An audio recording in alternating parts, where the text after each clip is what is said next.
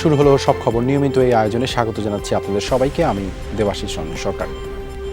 দেশ জুড়ে দিনভর চলেছে নজিরবিহীন সংঘর্ষ। এতে রাজধানী সহ ২১ জেলায় ৯৮ জনের প্রাণহানি হয়েছে। এদের মধ্যে সিরাজগঞ্জে ১৩, পুলিশ সহ ২৪ জন, কুমিল্লায় নিহত ১, পুলিশ সহ ৩ জন। অন্যান্যদের মধ্যে ঢাকায় ৮, লক্ষ্মীপুরে ১১, নরসিংদীতে ৬, কিশোরগঞ্জে ৬, ফেনীতে ৮ এবং মাগুরা, সিলেট, রংপুরে ৪ জন করে প্রাণ হারিয়েছেন। রাজনৈতিক পরিচয় বিবেচনায় নিহতদের তালিকায় থাকাদের মধ্যে অন্তত ২৫ জন আওয়ামী লীগ ও সহযোগী সংগঠনের নেতাকর্মী, বিএনপির ৫ জন, শিক্ষার্থী অন্তত ১২ জন ও বাকিরা সাধারণ আন্দোলনকারী। আন্দোলন ঘিরে সিরাজগঞ্জে দিনভর চলে সংঘর্ষ। আন্দোলনকারী ও বিরোধীদের সংঘর্ষে নিহত হন রায়গঞ্জ স্বেচ্ছাসেবক লীগের সভাপতি আলামিন ও সাধারণ সম্পাদক গোলাম সারোয়ার।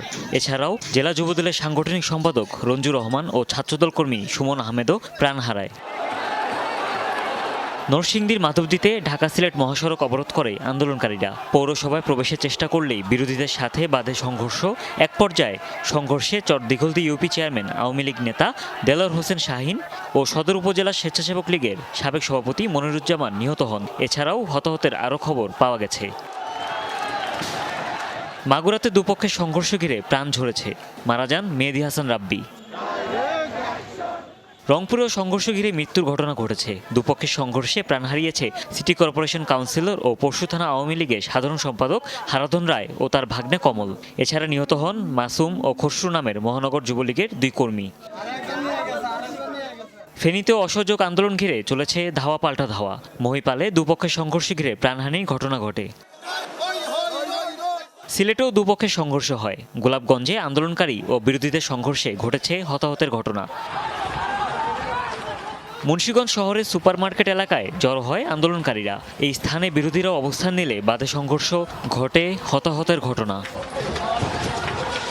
বরিশালের নথুল্লাবাদেও হয় দুপক্ষের সংঘর্ষ। ভাঙচুর করা হয় পানি সম্পদ প্রতিমন্ত্রী জাহিদ ফারুকের বাসভবনে। প্রাণ হারায় মহানগরীর ১২ নং ওয়ার্ড আওয়ামী লীগের সাবেক সভাপতি টুটুল চৌধুরী। এছাড়া লক্ষ্মীপুরে সংঘর্ষে কয়েকজন যুবলীগ কর্মী ও শিক্ষার্থীর মৃত্যুর খবর পাওয়া গেছে। এছাড়া শেরপুরেও সংঘর্ষে মারা গেছে ৩ জন। প্রাণহানি হয়েছে ভোলা ও জয়পুরহাটেও। হুমায়ুন রশিদ, যমুনা নিউজ। এদিকে দুর্বৃত্তদের হামলায় সিরাজগঞ্জ ও কুমিল্লায় ১৪ পুলিশ সদস্য নিহত হয়েছেন। এর মধ্যে সিরাজগঞ্জের এনায়েতপুর থানার ১৩ পুলিশ সদস্যকে পিটিয়ে হত্যা করা হয়। প্রত্যক্ষদর্শীরা জানায়, রোববার সকাল ১০টার দিকে মিছিল নিয়ে এনায়েতপুরের কেজির মোড়ের দিকে যাচ্ছিল আন্দোলনকারীরা। এই সময় পুলিশ বাধা দিলে দেখা দেয় উত্তেজনা। এক পর্যায়ে বিক্ষুব্ধরা থানায় হামলা চালায়। আগুন ধরিয়ে দেওয়া হয় থানা ভবনে। এক পর্যায়ে ১৩ পুলিশ সদস্যকে পিটিয়ে ও পানিতে ডুবিয়ে হত্যা করা হয়। এদিকে কুমিল্লার ইলিয়টগঞ্জে এরশাদ মিয়া নামের এক পুলিশ কনস্টেবলকে পিটিয়ে হত্যা করে দুর্বৃত্তরা। আগুন দেওয়া হয় পুলিশ ফাঁড়িতে। সব মিলিয়ে সারা দেশে ৩ শতাধিক পুলিশ আহত হয়েছে। বেশ কয়েকটি থানায় আক্রমণ চালানো হয়েছে।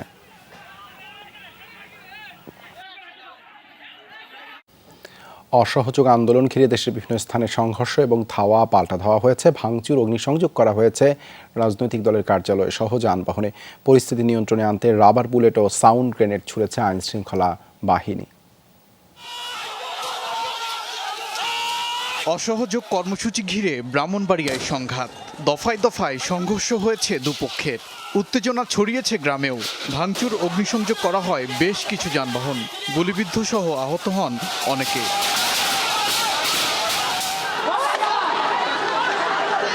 রূপগঞ্জে এশিয়ান হাইওয়ের কাঞ্চন চরপাড়া এলাকা। আন্দোলনকারী ও বিরোধী পক্ষ জড়িয়েছে সংঘর্ষে। চলে পাল্টাপাল্টি ধাওয়া। নারায়ণগঞ্জের লিংক রোডও পরিণত হয় রণক্ষেত্রে। আন্দোলনকারীরা ভাঙচুর করে বেশ কিছু স্থাপনা। ধাওয়া পাল্টা ধাওয়া হয়েছে দুপক্ষে। অসহযোগ আন্দোলনের সমর্থকরা পুড়িয়ে দেয় ফরিদপুর জেলা আওয়ামী লীগের কার্যালয়। পাশাপাশি আগুন দেওয়া হয় আরও কয়েকটি ভবনে। হয়েছে দুপক্ষের সংঘর্ষ।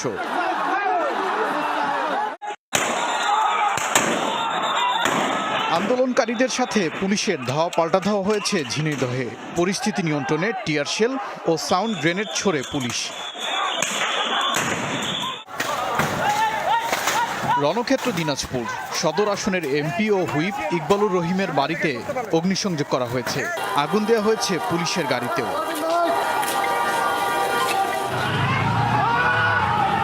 সহিংসতা হয়েছে নাটোরেও, চলে ধাওয়া পাল্টা ধাওয়া। উত্তেজনা দেখা গেছে লক্ষ্মীপুরেও, চলে দুপক্ষের হামলা পাল্টা হামলা।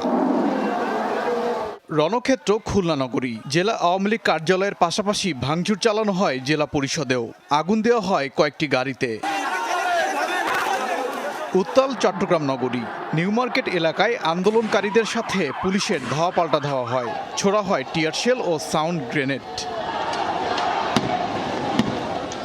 একই চিত্র সিলেট নগরীতেও, পুলিশের সাথে আন্দোলনকারীদের চলে ধাওয়া পাল্টা ধাওয়া।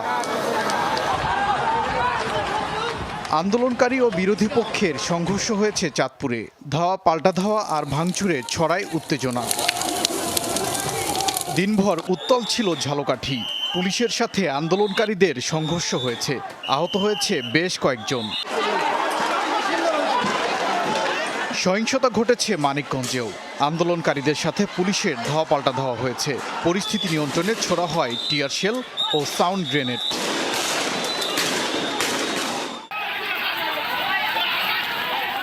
কুমিল্লায় আন্দোলনকারীদের ধাওয়া দিয়েছে বিরোধীরা, এ সময় গুলিবর্ষণ ও ককটেল বিস্ফোরণের ঘটনাও ঘটে। পঞ্চগড়ে সংরক্ষিত মহিলা আসনের সংসদ সদস্য, আওয়ামী লীগ কার্যালয় সহ নেতাকর্মীদের বাড়িতে ভাঙচুর ও অগ্নিসংযোগ করা হয়েছে। চাঁপাইনবাবগঞ্জে দুপক্ষের সংঘর্ষ হয়েছে, আগুন দেওয়া হয় জেলা আওয়ামী লীগ কার্যালয়ে, পোড়ানো হয়েছে বেশ কিছু যানবাহন। গাজীপুরের শ্রীপুরে আগুন দেওয়া হয় দুটি বাসে, এছাড়া বিভিন্ন স্থানেও সড়ক অবরোধ করে বিক্ষোভ হয়েছে। ওবায়দুর রহমান, যমুনা নিউজ। সারা দেশে অনির্দিষ্টকালের জন্য কারফিউ জারি করেছে স্বরাষ্ট্র মন্ত্রণালয়। এবার কারফিউ শিথিলের কোনো সময়ও নির্দিষ্ট করা হয়নি। জনপ্রশাসন মন্ত্রণালয় সরকারি বেসরকারি সহ সব অফিসে রবিবার থেকে 3 দিনের সাধারণ ছুটি ঘোষণা করেছে। বন্ধ থাকছে ব্যাংক। অনির্দিষ্টকালের জন্য বন্ধ ঘোষণা করা হয়েছে দেশের সব আদালত। তবে জরুরি সেবা কারফিউ ছুটির আওতামুক্ত থাকবে। এদিকে বিজিএমইএ এক বিজ্ঞপ্তিতে জানিয়েছে আজ সোমবার থেকে অনির্দিষ্টকালের জন্য গার্মেন্টস কারখানা বন্ধ থাকবে। এদিকে কারফিউ চলাকালে ঘর থেকে বের না হওয়ার অনুরোধ জানিয়েছেন ডিএমপি কমিশনার হাবিবুর রহমান। আইন অমান্য করলে কঠোর ব্যবস্থা নেওয়ার হুঁশিয়ারি দেন তিনি।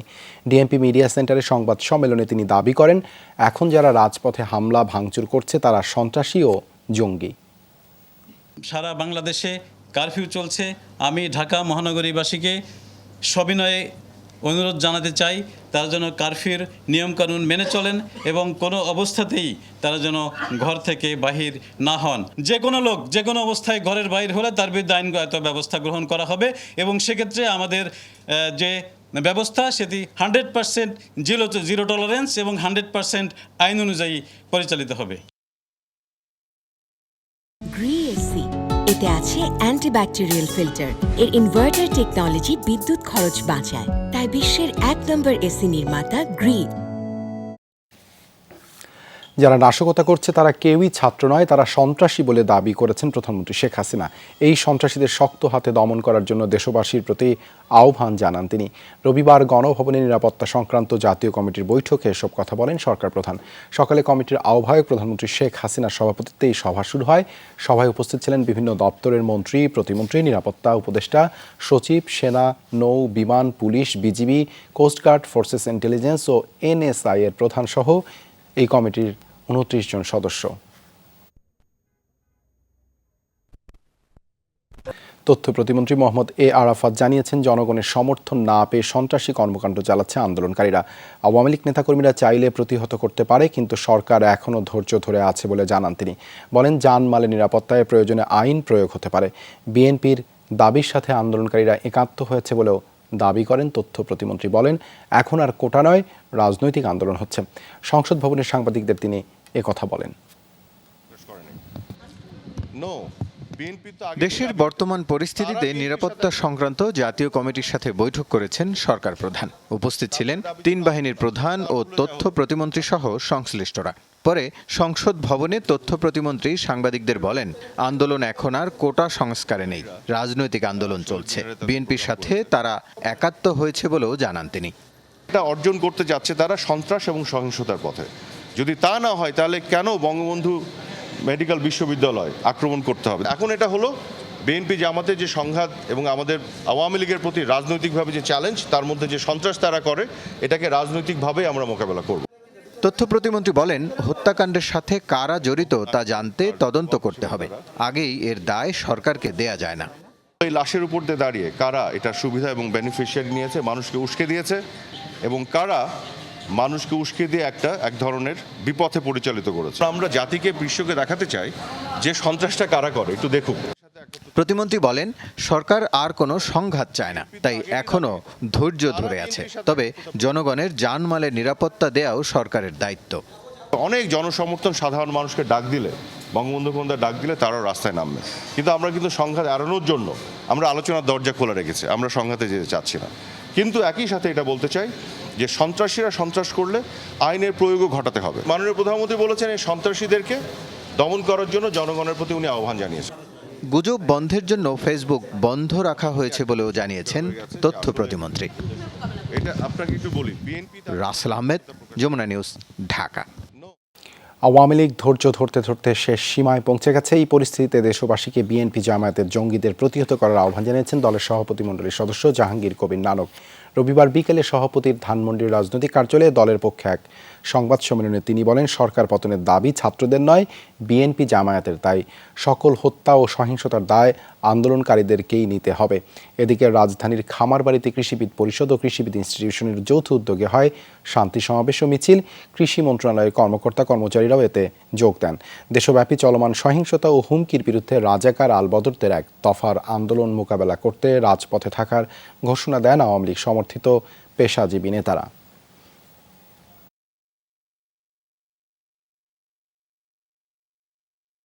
ধৈর্য সহনশীলতা মানে দুর্বলতা নয়।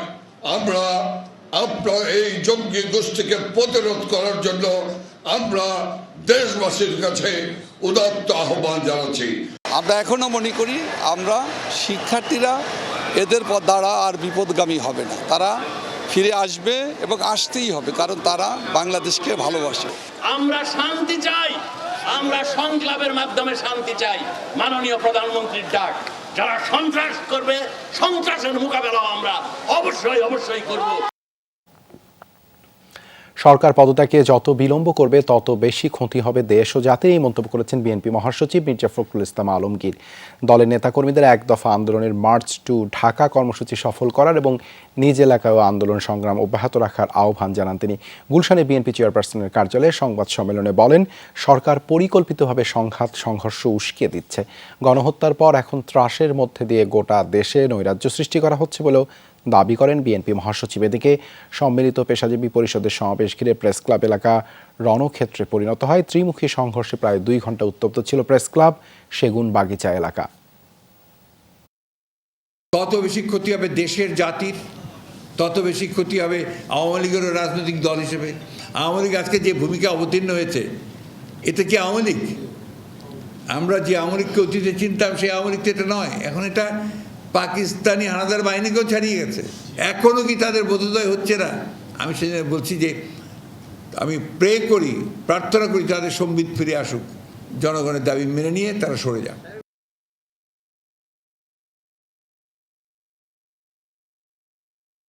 এক দফার আন্দোলন অসহযোগের প্রথম দিনে রাজধানীর বিভিন্ন স্থানে সংঘর্ষের ঘটনা ঘটেছে। রোববার বেলা 11টার দিকে ঢাকা বিশ্ববিদ্যালয় এলাকা থেকে মিছিল বের করে আন্দোলনকারীরা অবস্থান নেয় শাহবাগ মোড়ে। সেখানে আগে থেকে অবস্থান ছিল সরকার সমর্থকদের। দুপক্ষের সংঘর্ষের মাঝে বিএসএমএমইউ এর পার্কিংয়ে থাকা অ্যাম্বুলেন্স ও গাড়িতেও আগুন দেওয়া হয়। শাহবাগের সংঘর্ষ ছড়িয়ে পড়ে বাংলা মোটর, কারওয়ান বাজার সহ আশেপাশে। দফায় দফায় ধাওয়া, পাল্টা ধাওয়া, গোলাগুলি, ভাঙচুর আর অগ্নিসংযোগের ঘটনা ঘটে। সায়েন্স ল্যাব ও ধানমন্ডি এলাকায়ও ছড়িয়েছে সংঘর্ষ। সকাল থেকে মিরপুর 10 নম্বরে অবস্থান ছিল সরকার সমর্থকদের। দুপুরের পর আন্দোলনকারীরা গোল চত্বরের দিকে আসতেই শুরু হয় সংঘর্ষ। এসবের বাইরে দুপুর 12টার দিকে ঢাকা সিএমএম কোর্ট চত্বরে হামলা ও ভাঙচুর চালানো হয়।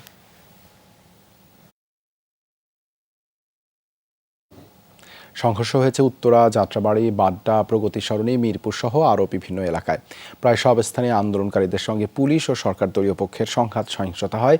দুপুর 1টার দিকে উত্তরার আজমপুরে আন্দোলনকারী ও সরকার সমর্থকদের ধাওয়া পাল্টা ধাওয়ায় রণক্ষেত্রে পরিণত হয় পুরো এলাকা।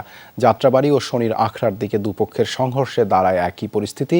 আহত হয় বেশ কয়েকজন। এক দফা দাবিতে রামপুরা ব্রিজের সামনে অবস্থান নেয় আন্দোলনকারীরা। ইস্ট ওয়েস্ট ও ব্র্যাক ইউনিভার্সিটি সহ আশেপাশের বিভিন্ন প্রতিষ্ঠানের শিক্ষার্থী, শিক্ষক ও অভিভাবকরা আন্দোলনে যোগ দেন। এদিকে প্রগতি সরণিতে অবস্থান নেন আন্দোলনকারীরা। শিক্ষার্থীদের পাশাপাশি আন্দোলনে যোগ দেন অভিভাবক ও সাধারণ মানুষ। অসহযোগের প্রথম দিনে বিভীষিকার মতো পরিস্থিতি হয় রাজধানীর হাসপাতালগুলোতে। গুলিবিদ্ধ আহতদের চিকিৎসা দিতে হিমশিম খান চিকিৎসকরা। এক ঢাকা মেডিকেলে গুলিবিদ্ধ ৬৭ জন ভর্তি হয়েছেন। আহত হয়ে চিকিৎসা নিয়েছেন প্রায় ২৫০। ঢাকা মেডিকেলের জরুরি বিভাগে ৭ জন মারা যান। ঢাকা মেডিকেল কলেজ হাসপাতালের জরুরি বিভাগের বিকেলের চিত্র। এমনিতেই সকাল থেকে জরুরি বিভাগে আসতে থাকে সংঘর্ষে আহতরা। দুপুর থেকে বাড়তে থাকে সেই সংখ্যা। জরুরি বিভাগের চিকিৎসক, নার্স ও অন্য কর্মীদের তখন হাঁসফাঁস অবস্থা। সমস্যা দেখা দেয় আহতদের অনেকেই ছিলেন গুলিবিদ্ধ। যাদের পারা গেছে চিকিৎসা দিয়ে ছেড়ে দেওয়া হয়েছে, আর ভর্তি করে নেওয়া হয় ৬৭ জন গুলিবিদ্ধকে। গুলিস্তান যাত্রাবাড়ি গেছে টিপ নেওয়া, যাত্রাবাড়ি যাওয়ার পরে আর কি এই সমস্যা হয়েছে। ঠিক আছে, প্রথমে তো জানি নাই, পরবর্তীতে এই জায়গায় আসার পর আর লোক আর কি কইছে। ঠিক আছে, মাজায় গুলি লাগছে। ওই ফার্ম গেট থেকে আসতেছিল, তখন ওরে গুলি করা হয়েছে। গুলি করার পরে ২-৩টা বাই ওরে পাইছে, পাওয়ার পর ওরে ঢাকা মেডিকেলে নিয়ে আসছে। ঢাকা মেডিকেলে আনার সময় এবং চিকিৎসাধীন অবস্থায় ৭ জন মারা গেছেন। এর মধ্যে শিক্ষার্থী ২ জন, ২ জন বেসরকারি অফিসের কর্মচারী, ২ জন দিনমজুর এবং ১ জন অজ্ঞাত। ঢাকা মেডিকেল ছাড়াও ঢাকার sir Salimullah medical college, Mugda medical college, Suhrawardy হাসপাতাল, এছাড়াও উত্তরা, ধানমন্ডি, মিরপুরের এলাকার সরকারি বেসরকারি হাসপাতালের অবস্থাও ছিল একই রকম। আহতদের অভিযোগ, শান্তিপূর্ণ আন্দোলনে হামলা করেছে বিরোধীরা। আর আহত ক্ষমতাসীন দলের কর্মীরা জানান, বিনা উস্কানিতে হামলা করেছে আন্দোলনকারীরা। পুলিশ গ্যাস ছিল, অথবা ফায়ার করছিল, তখন আমার বন্ধুর চোখে গুলি লাগছিল। রাখার পরে আমি ওরে ধরছি, ধরে আমার কাঁধে নিচ্ছি। তখন ওই যে গ্যাসটা এসে আমার পায়ে লাগছে, ওর বুকে এসে তারপর পায়ে লাগছে। বিকেলের পর সমস্যা আরও বেড়ে যায় যখন ঢাকার বাইরে প্রায় সব জেলার হাসপাতালগুলো থেকে আহতদের পাঠানো হচ্ছিল ঢাকার হাসপাতালগুলোতে। গুরুতর রোগীদের ভর্তিও করতে পারছে না কর্তৃপক্ষ, কারণ হাসপাতালে তিল ধারণের ঠাঁই নেই। মনিরুল ইসলাম, যমুনা নিউজ, ঢাকা। সাভারে বিকেলে কয়েকটি কারখানায় ভাঙচুর ও আগুন দেওয়ার ঘটনা ঘটেছে। স্থানীয়রা জানায়, দুর্বৃত্তরা সিনহা গার্মেন্টস ও বেক্সিমকোর পিপিই তৈরির কারখানায় আগুন দেয়। এছাড়া হামিম গ্রুপের ৮-১০টি গাড়িতে ভাঙচুর ও আগুন দেয় তারা। আগুন দেয়া ঝুটের গোডাউনে। এ সময় আশেপাশের এলাকাতেও আতঙ্ক ছড়িয়ে পড়ে। এছাড়া সন্ধ্যার দিকে সাভার ও আশুলিয়া প্রেস ক্লাবে হামলা, ভাঙচুর ও লুটপাট চালায় দুর্বৃত্তরা। রবিবার বিকেলে রাজধানীর প্রগতি সরণিতে গান বাংলা টেলিভিশন ভবনে হামলা চালায় দুর্বৃত্তরা। প্রতিষ্ঠানটির ৮তলা ভবনে তাণ্ডব চালিয়ে ভাঙচুর, লুটপাট, অগ্নিসংযোগ করা হয়। এ সময় 10টি মোটরসাইকেল এবং 2টি গাড়ি সহ টেলিভিশনটির সম্প্রচার কাজে ব্যবহৃত বিভিন্ন সরঞ্জাম ভাঙচুর করে দুষ্কৃতিকারীরা। শুধু তাই নয়, লকার ভেঙে নিয়ে যায় নগদ অর্থ ও প্রয়োজনীয় কাগজপত্র। প্রত্যক্ষদর্শীরা জানান, ভবনটির নিচতলা থেকে 6তলা পর্যন্ত প্রতিটি কক্ষেই ভাঙচুর চালানো হয়। ভবনে থাকা টেলিভিশন কর্মীদের অনেকেই সে সময় অবস্থান করছিলেন সেখানে। এই ছিল আজকের সব খবরের আয়োজনে। এতক্ষণ সাথে থাকার জন্য ধন্যবাদ সবাইকে।